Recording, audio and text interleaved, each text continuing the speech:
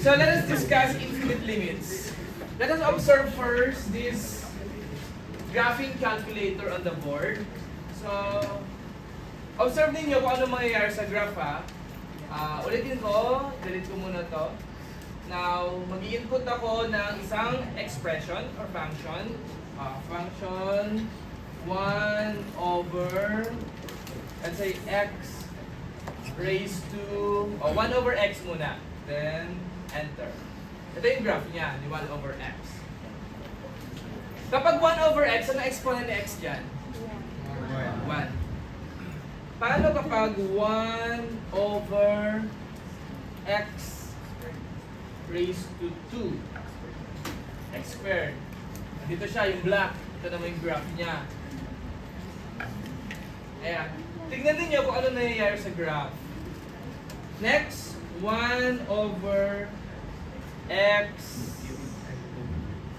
Lagpasan natin si cube. Sige, x cube sabi niyo. Sige, x cube. Siya naman si green. Sige pa, lagay pa tayo 1 over x raised to 4. Oh, mali.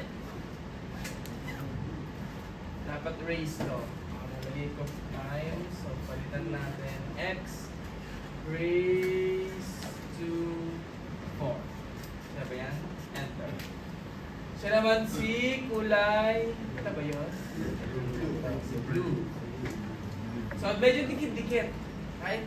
Next. Gusto natin mas mataas yung exponent. 1 over x raised to, let's say, 100. Mali ulit. Dapat, click ko muna to, then 100. Okay lang ba 100? Check na. Ayun. Nangyari. Lumapit ng lumapit kay 1. Pero hindi yan magka-touch ha, asymptotic yan. Diba? So, rational function. Paano pag masyado malaki yung 100? 1 over x raised to 15 lang. Add naman. 15. Saan siya papunta? Ayan. Nasaan siya? Wala pa? Meron na. Orange. Orange. Ano na-notice ninyo sa graph? Ano na-notice ba? Zoom in natin. Zoom in. Hindi siya nakadikit sa origin, sir.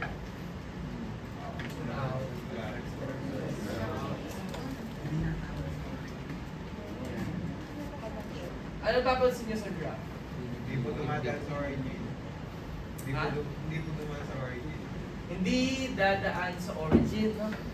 Kasi according sa rational function, talaga ang magiging domain and range lang natin ay hanggang dito kay, lagi siya tatama kay 1, pero hindi siya tatama dito kay origin kay 0. According to rational function. Pero sa graph B itself, saan papunta yung graph natin? Saan? Upward, sabi ni Kid, upward, up to infinity. How about this case? Downward going to infinity.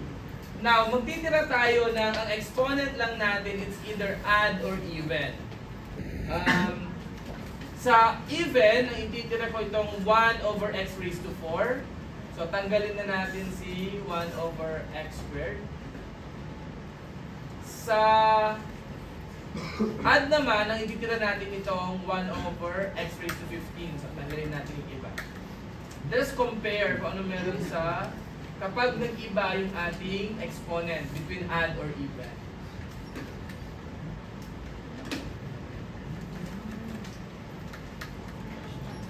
Ano nangyari? Opposite po. Opposite po. Orange, add yung exponent sa denominator, then blue kapag even. Saan patungo yung graph ni even? Upward. Upward. Upward. Then, Ito, Downward. May downward sa upward. Opposite po. saan siya? Dalawa.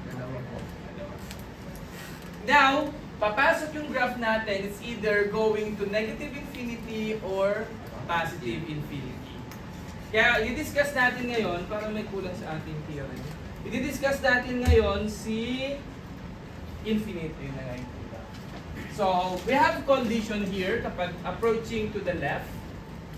From the left, so positive infinity if, may condition to if R is even.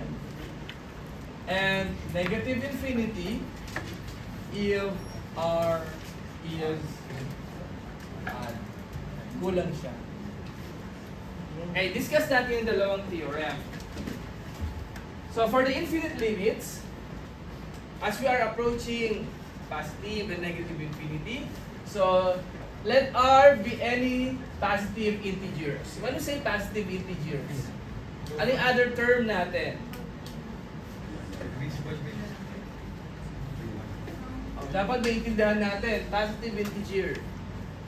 Grade 7 math. Other term. Real number talaga yan. Yes, banda. Counting numbers.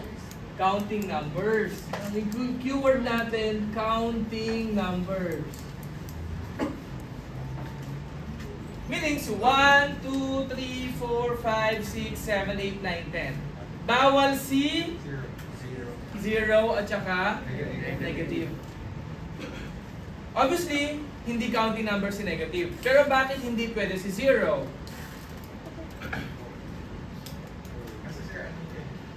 Ano ba tawag kay 0? May value si 0. Kapag wala lang.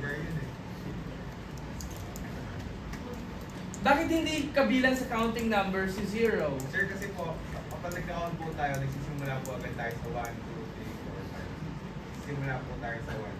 Hindi po natin sinasabi yung 0, kaya ang counting number po is 1. Sa 1 na po mag-uumpisa. O bakit nga sa 1 nag-start? Ba't hindi kay 0? Kasi walang value. Value Takbo na, hindi. Wala, prove mo na may 0. Value nga yung 0. Ayan, nangyari ko sa yung share. O, babalikan natin. Positive or counting numbers. Anong sign ni 0? Sir, rational na Anong sign ni 0? Walang sign si 0. Tama? So, ang tawag natin kay 0? neutral. Neutral?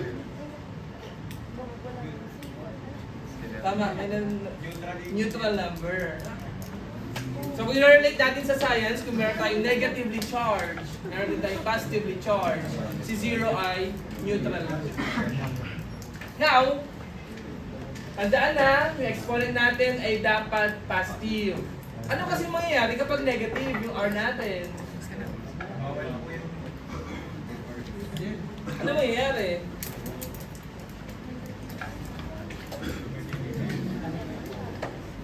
Magiging negative yung denominator. At pag negative yung denominator, iaangat natin siya, hindi na siya magiging fraction na ganito. For example, 1 over x raised to negative 2. Hindi to counting number. Kapag sinimplify natin to, magiging 1 times, iaangat natin, magiging x, magiging positive na ito. Positive 2. Or simply, x squared. Hindi na siya magiging ganitong form. Gets yun? So first theorem, limit of 1 over x raised to r as x approaches 0 from the right. Yan, papansin nyo. 0 from the right. Right of 0, dito siya, papalapit ng papalapit kay 0. Habang papalapit tayo ng papalapit kay 0 dito sa graph, saan siya patungo? Papuntang papuntang positive infinity. Kaya yun sa theorem natin, as we're approaching from the right of 0, positive infinity. Okay? Next, limit of 1 over x raised to r as x approaches 0 from the left. So, dalawa yung condition.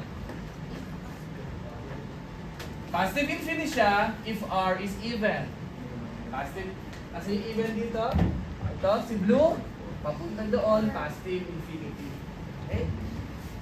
Now, siya naman ay negative infinity kapag add yung exponent. Si orange dito.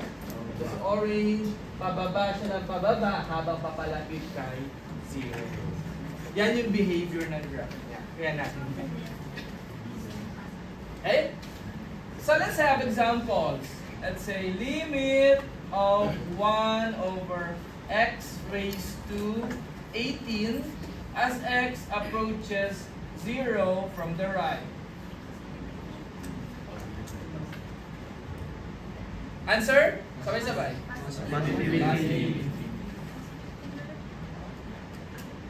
Wala tayong magiging discussion kapag approaching from the right kasi palaging positive infinity. Limit of 1 over x raised to negative 7. Pwede ba to? Bawal. So dapat positive 7 lang. As x approaches 0 from the left. Negative infinity. Why negative infinity? Kasi add. Add yung exponent. So negative. Limit of 1 over x raised to 10 as x approaches 0 from the left. Positive. Sure? Approaching from the left. Left siya. Even pa rin po. Kasi even yung kanyang exponent. Huwag malilito din. Sinamukaan. O, Devan, what is your answer here? 1 over x raised to 22 as x approaches 0 from the left. Even. Devan ba kayo?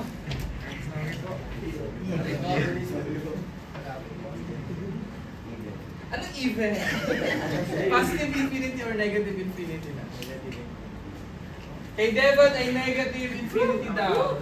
Sino ko kontra? Yes, Jumong. Positive infinity. Why, Jumong? Devan, just Yun. Dali mo. Devan ulit. 1 over x raised to 96 as x approaches 0 from the left.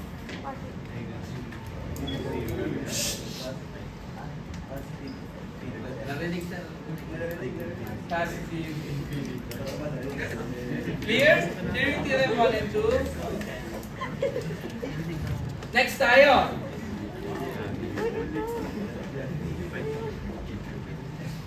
Let limit of f of x is equal to c. Let limit of f of x as x approaches a is equal to c and c is not equal to 0. And limit of g of x as x approaches a is equal to 0. Then we have the first and second theorem. For the first one, limit of f of x over g of x as x approaches a is equal to positive infinity. Okay. So, i-check muna natin kung bakit positive infinity siya.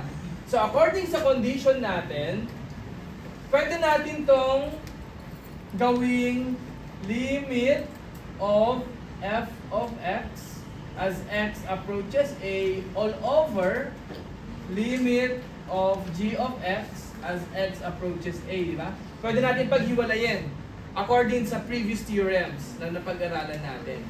If that is the case, pag napaghiwalay na natin, yung denominator natin ay magiging 0. Magiging 0 daw yung denominator natin. At sa numerator natin, bawal maging 0. Kasi pag naging 0 over 0 siya, anong tawag natin? Indeterminate. Does not exist na siya. Pero, hindi palaging D and E. Madidetermine natin kung saan siya patungo. Kung siya ba ay positive or negative infinity.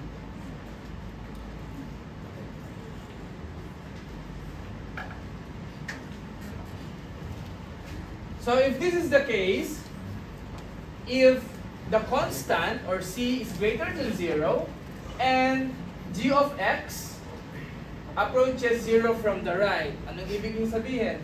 Kapag sinubstitute na daw natin at yung nakuha nating constant sa numerator ay greater than 0, anong sign ni greater than 0? Positive. Positive siya. And yung approaching natin sa denominator ay positive. Therefore, siya ay positive infinity. Parehas sila, tama? Another one, if c is less than 0, kapag negative daw yung sign ng constant, at yung approaching natin sa denominator or sa g of x ay negative, so parehas din, still positive infinity. Second one, negative infinity naman siya if c is greater than 0, so positive, and g of x approaches 0 from the left. So yung approaching natin ay left, so negative. Magkaiba, so pag magkaiba, negative infinity. C is less than 0, that is negative. And approaching natin ay positive. Magkaiba pa din, still negative infinity. So let us apply. O, ganito na yan, class. Kapag yung approaching natin dito, sinubstitute natin, yung denominator daw talaga natin ay maglilid sa 0. Okay? So pag ginawa mo yan, mag-0 yan. 3 minus 3, magiging 0. Negative 1 plus 1, 0. Dito din, negative 5 plus 5, magiging 0 siya. So, ang papakialaman lang natin ay yung numerator. So, anong numerator nito? 2x plus 1. Substitute natin. So, 2 times 3 plus 1. 2 times 3, 6 plus 1, so 7 siya. Anong sign ni 7? Positive. Anong sign yung approaching natin? Positive din. The same, right? Anong sagot natin dito? Positive. Nagawa? Next, dito, sa letter B. Mag-solve pa ba tayo dito? Hindi na. 3 is positive. Approaching natin, negative. Magkaiba. Therefore, negative infinity.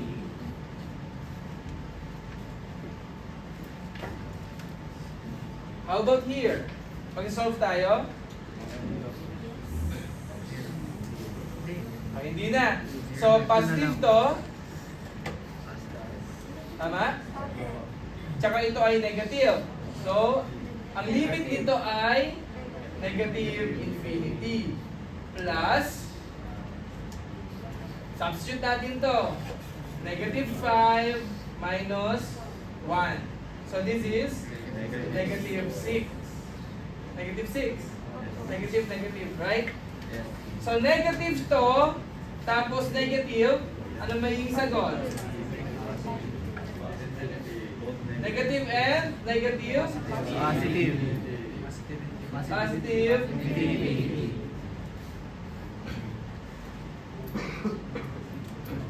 Anong sagot ngayon? Negative infinity plus positive infinity. Negative infinity. Negative tsaka positive eh. Ano ba talaga? Naglalaban ngayon si negative, i-add mo sa positive. Negative.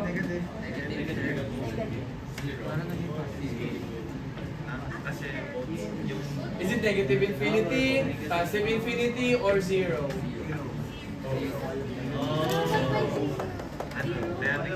Negative. Distribute yung ano. Ano siya ngayon?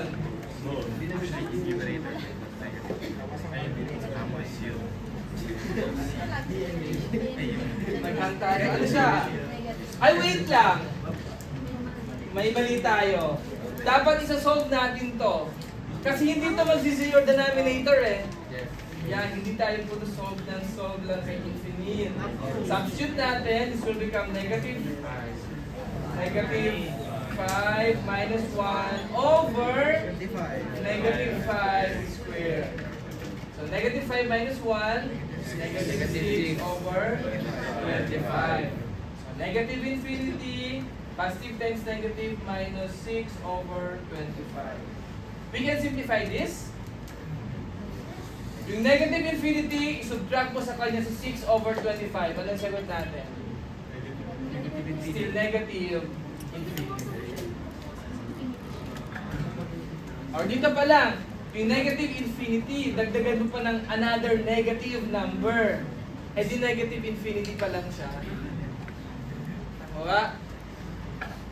Yung, let's say, si negative infinity masama. O, yung masama, dadagdagan mo daw ng iba pang masama, eh di mas masama yung lalabas.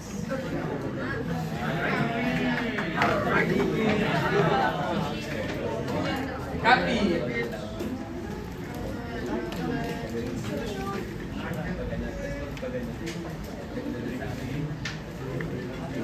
So another subtopic, limits at infinity.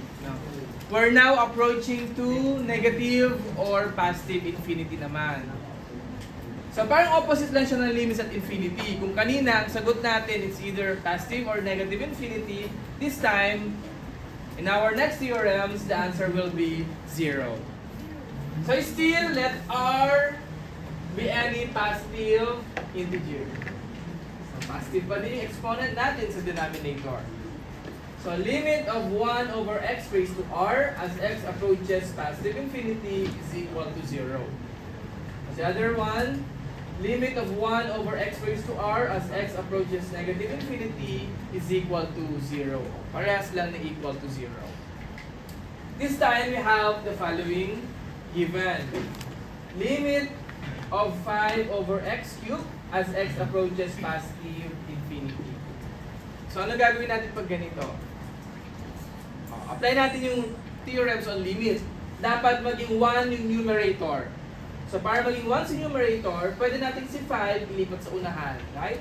So this can be written as 5 times limit of 1 over x cubed as x approaches positive infinity. Now we have 5 times ito ay 0 according to theorems natin. So 5 times 0 is 0.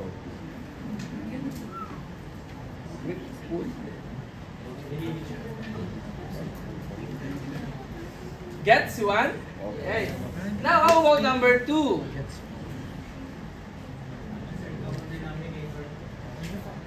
Pwede naman natin i-apply yung kanina din, isa-isahin natin, pero may technique. Check the denominator kung ano yung variable na may highest exponent. In this case, ang variable natin na may highest exponent ay si x. I-divide natin sa lahat ng term. So, pag divide natin, magiging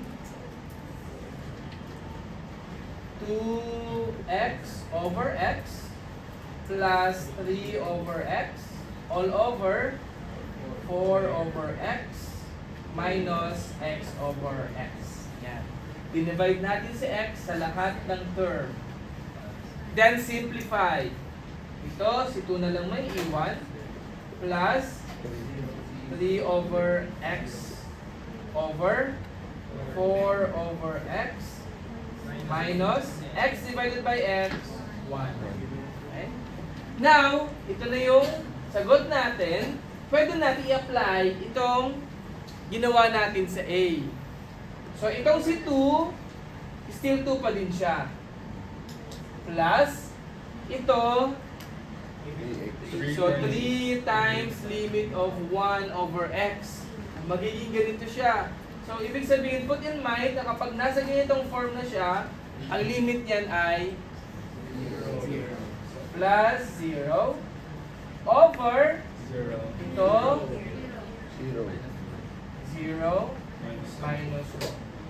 So we have now 2 over Negative 1. So 2 divided by negative 1, Negative 2. negative 2.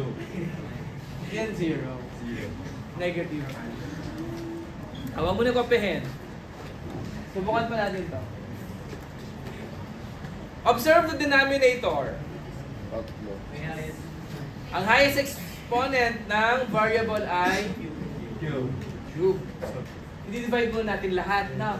So magiging x squared over x cubed plus 2x over x cubed plus 1 over x cubed all over X cubed. over x cubed plus 4 over x cubed. Let us simplify. 1 over x plus 2 over x squared plus 1 over x cubed over 1 plus 4 over x cubed. Yan. Kunin natin yung limit niyan. According to theorem, pag nilagay natin yung limit sa unahan, ito ay 0. Plus, ito din, kagaya ng A, 0. Ito, 0. all over 1 plus ito 0. So ang sagot ay 0 over 1 or 0.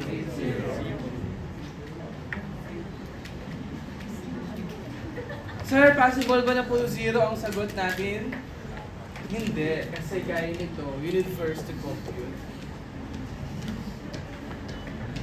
Nagkataon lang na 0 yung mga lumabas. Now, sir, ba't ka nag-shortcut? Pwede bang huwag kang mag-shortcut? Pwede naman, isa-isahin mo, isulat mo dito si limit as x approaches negative infinity. Limit as x approaches negative infinity. Limit of x as x approaches negative infinity. Choice nyo pa din naman. Pwede nyo gawin. Limit of x as x approaches negative infinity. Limit of x as x approaches infinity. Tapos, siya pa din yung lalabas. Kapag ayaw nyo mag-short. Your choice. Pero, final answer pa din naman yung isi-check nyo. Kasi sa theorem natin, pwede naman mag-substitute. Right? Next.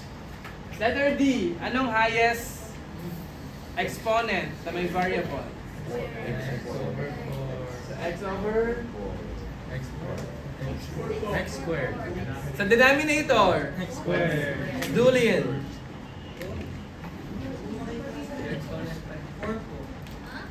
X squared. So, i-divide natin sa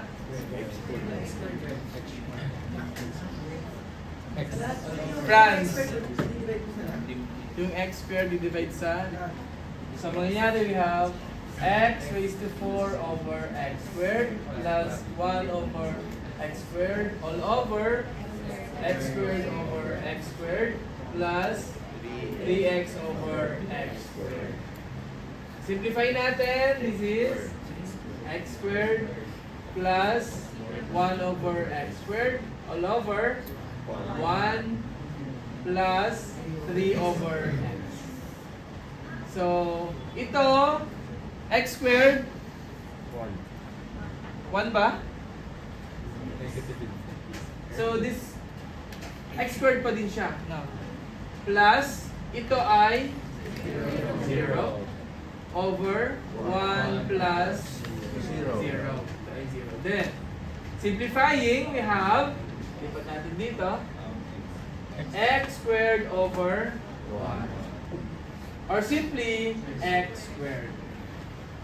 Sir, may x squared. Anong limit natin? So, approaching to negative infinity, substitute natin kay x. So, negative infinity squared. Nakuha? So, now, negative infinity times negative infinity. Positive.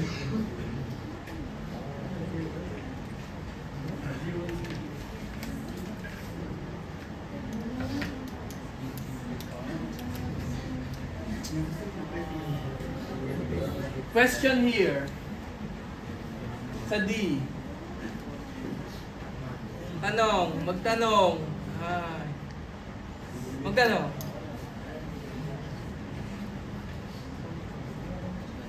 Sinampan, tanong. Interior. Dito, walang tanong.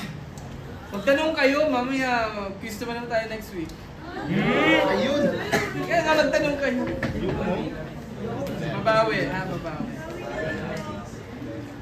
May tanong si Jumo. Okay, saan daw nang galing si negative infinity? Dito po sa approaching natin, Jumo. Di ba kapag number yan, sinasubstitute natin sa x yun. So, ganun din kay infinity. Pero ba't sir naging positive? Kasi negative times negative.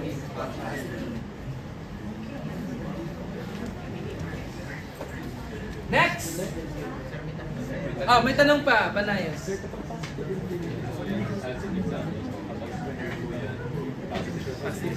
Positive times positive. Negative times positive. Ay, di negative. Negative times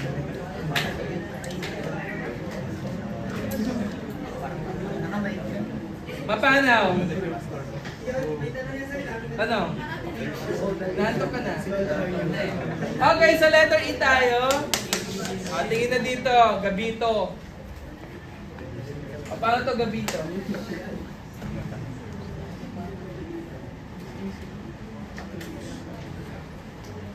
Gabito.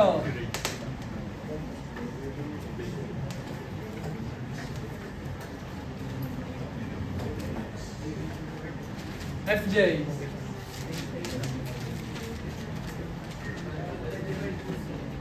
Di-divide sa? Saan? Di-divide daw lahat ng term sa S. May kukontra ba? Ay, so 1 daw. Bakit 1? FJ. Ano ba yung denominator? So ano dyan upuin natin? So ano gagawin? Saan? Sa x. Sure ka na? I-divide natin lahat sa x. So check natin.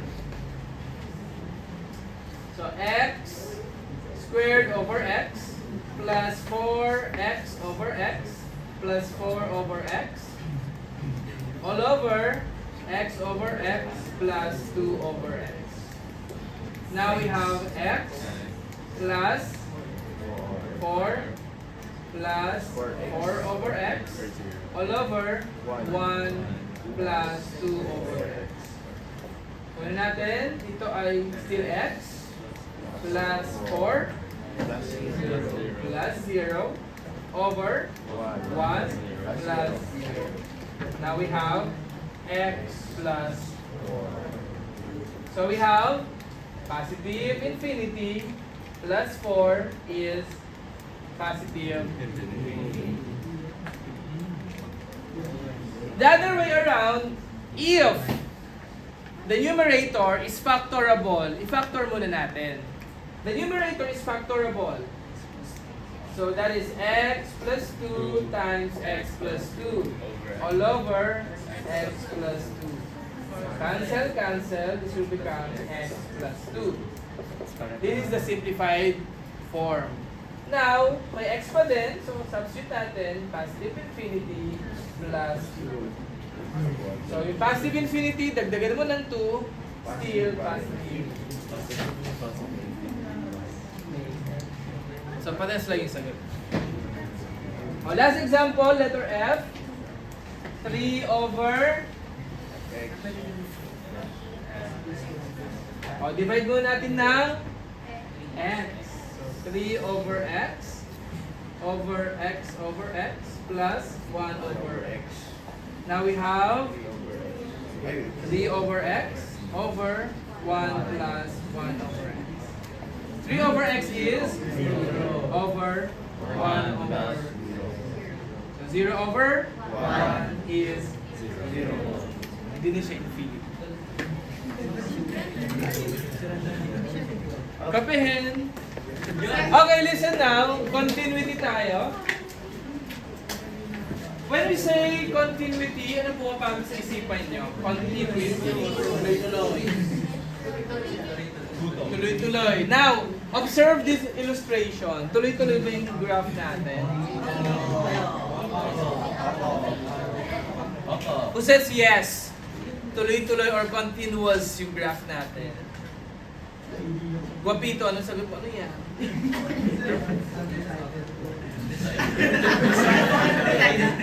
Who says no? Hindi po siya tuloy-tuloy, sir. Si Jumong. Only Jumong. Jumong lang ang kumukontra sa inyo. Now, Jumong is correct.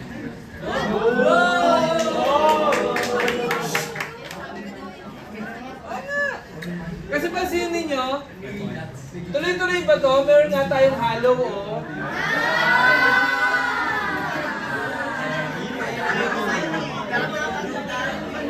Eto, tuloy. Nagtuloy siya. Ayan. Ito may shaded. Tapos biglang nagkaroon ng hollow ulit. O, ibig sabihin, meron tayong discontinuity na tinatawag. May gap tayo. Tapos, umakyat siya. May gap ulit.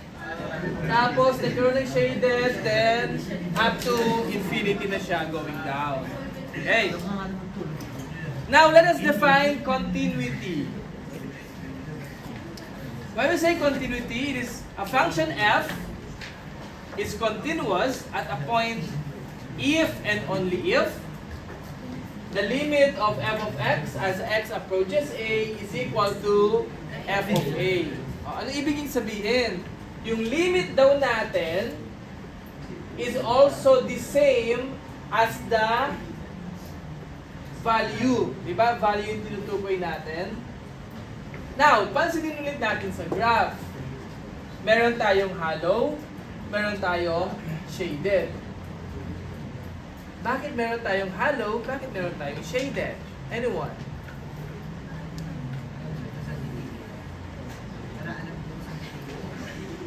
Yes, saan siya tumigil daw, sabi ni Dimasway. Ano pa? Aside from that, bakit may hollow lang? Bakit may shaded? Minsan yung shaded natin nandito sa baba. Diba? Dito. O, sige, lagyan natin. Bakit si shaded minsan ay hindi along the graph?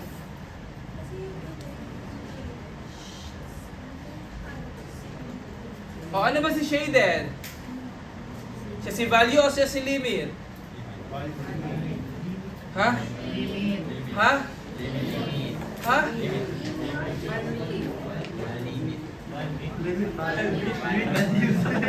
Dalawa lang yan. Ano si shaded? Value or limit? Who says value? Si Jumong ulit. Si Jumong lang ulit tama. Ano?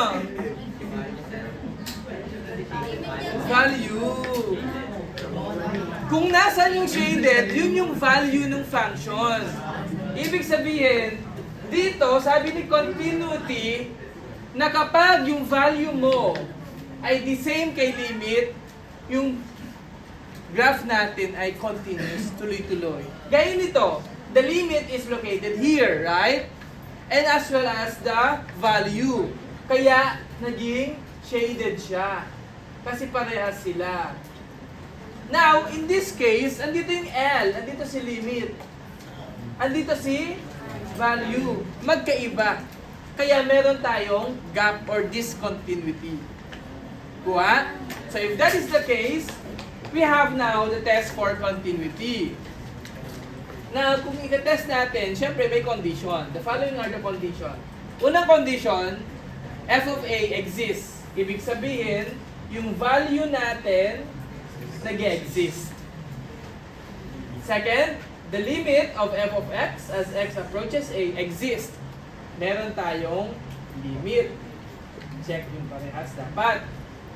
Now, yung third condition, the limit is also equal to the value. Dapat parehas.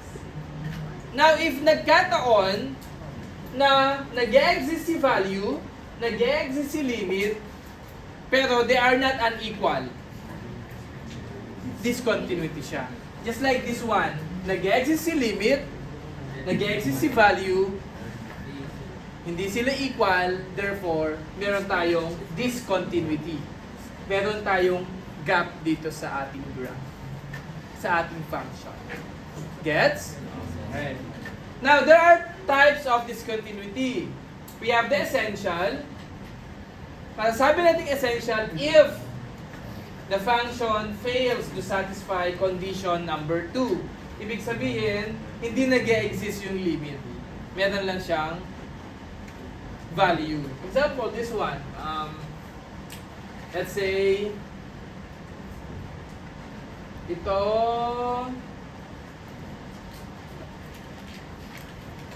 hanggang dito na yung graph natin. Tapos, meron tayong shaded dito kay negative 2, negative 3, and dyan. Cut natin yung graph natin dito. So, meron tayong value. Meron tayong shaded value dito. Pero hindi na umabot yung ating function sa kanya. Gets?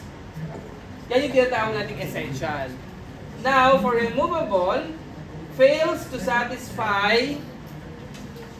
Ay, parang hindi. Ang essential, fails to satisfy condition 2. Ibig sabihin, Walang limit. Walang limit. anong wala sa kanya? Existence. Wala siyang limit. Tama? Na while removable, fails to satisfy, wala siyang value at hindi equal yung limit and value na. Limit and value. Gets? Okay. Determine if continuous siya. Now,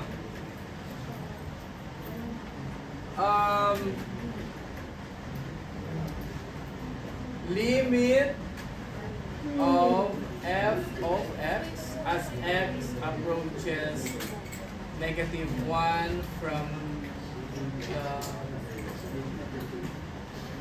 limit of f of x as x approaches 2.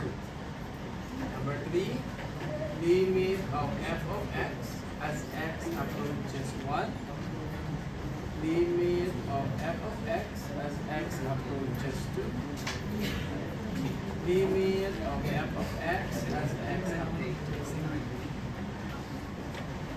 Saan ba ito nakatapat? Sabihin natin nakatapat siya kay 4. 4 na lang. Okay, let us try. Determine if continuous or discontinuous. Number 1, limit of f of x as x approaches negative 1. Saan si negative 1? Now, wala tayong sign dito, so we're going to test the left and right hand. So, negative 1 from the left, meron. From the right, meron. Continuous or not?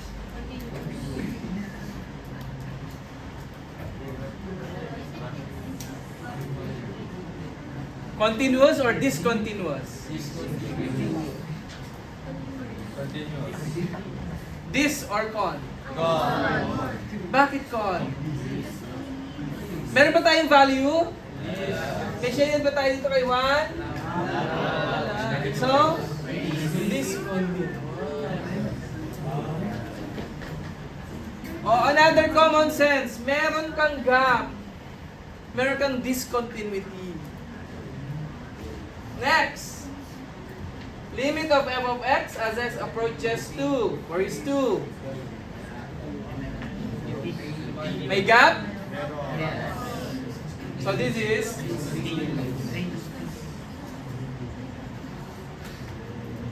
nakukuha ba? Next, guapito, number 3. Gapito.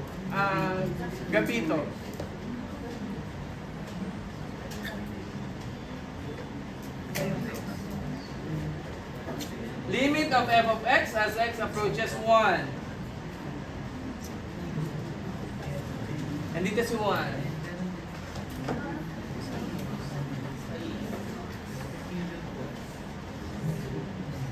Again? Hindi ko marinig.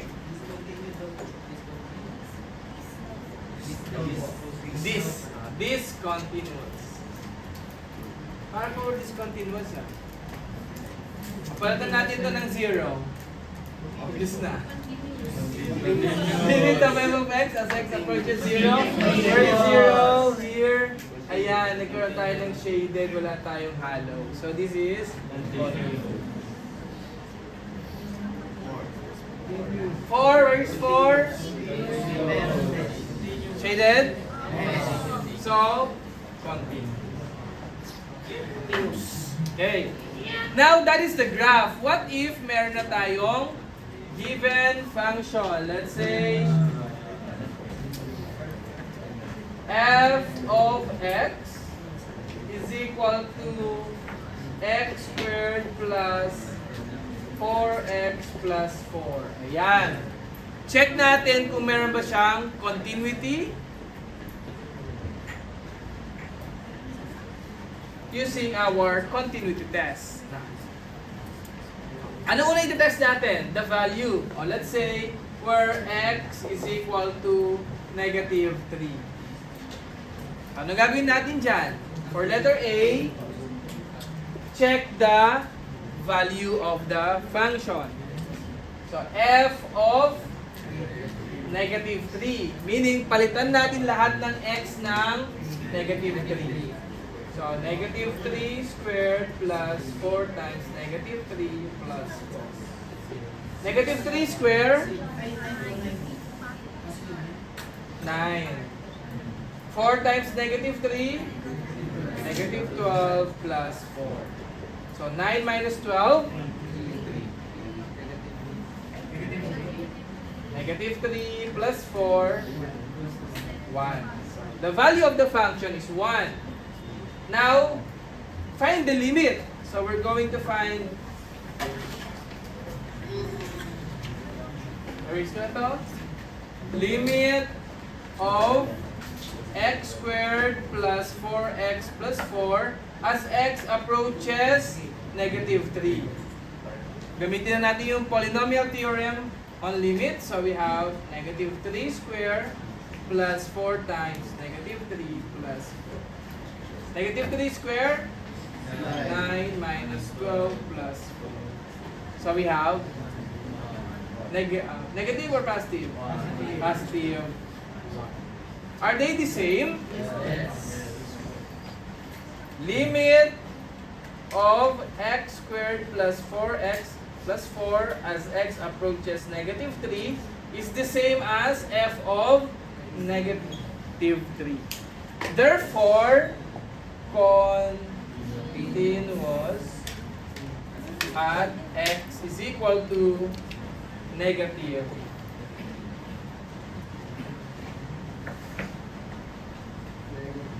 Nakuha? So, A, B, and C dapat nag-satisfy. Sir, may possibility ba na ito, na-compute ko dito, ay iba dito? Meron. Kaya, meron siyang discontinuity. Sige, kopyahin ko muna.